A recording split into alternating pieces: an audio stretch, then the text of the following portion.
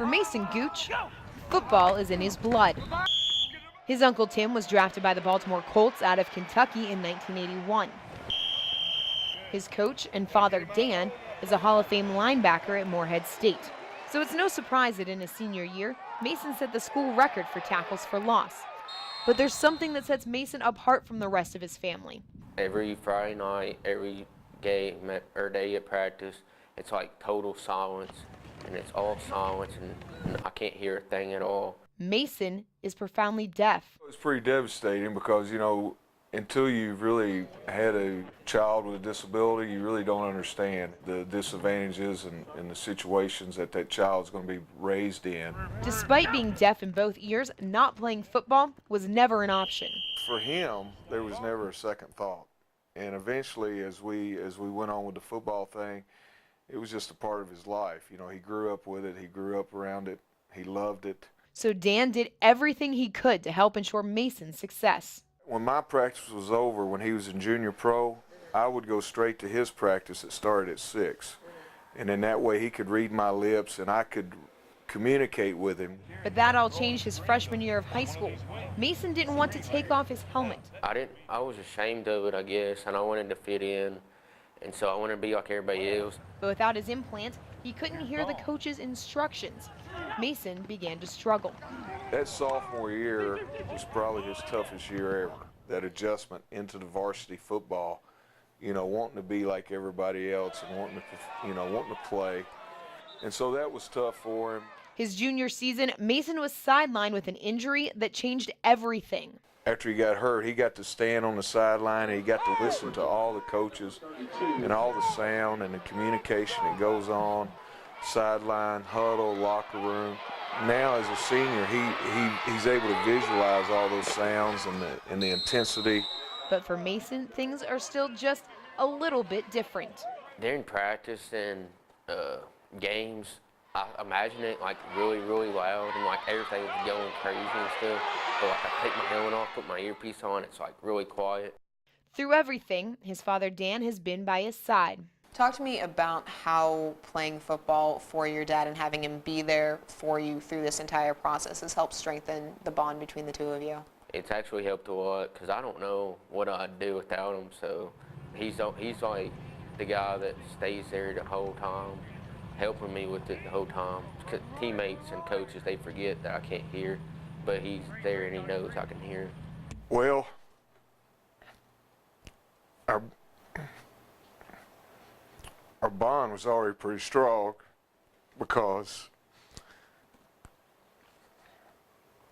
we were together all the time and he loved the game so much. So it's strengthened it. It was already strong and it's probably strengthened it more.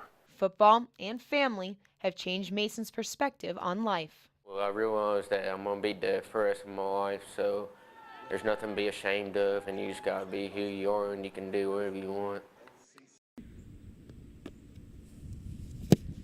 Tyler Pack is a senior kicker for Johnson Central, and a good one. This will be a state record if he hits it. He set the Kentucky state record in 2013 with a 60-yard field goal.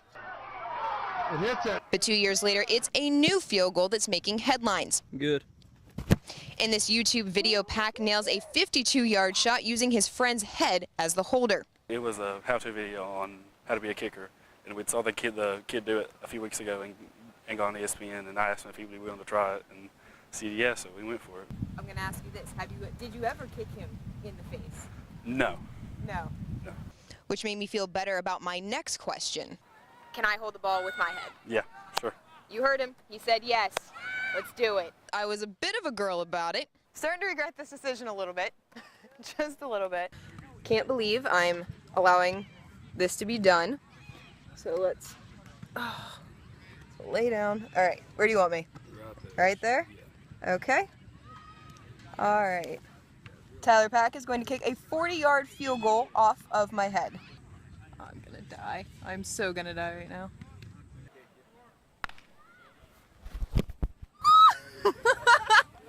But in the end, it was all good. In Fayette County, Dorian Kraft, LEX 18 Sports. This is the very field where Dave Buchanan has his earliest memories of Mercer County football.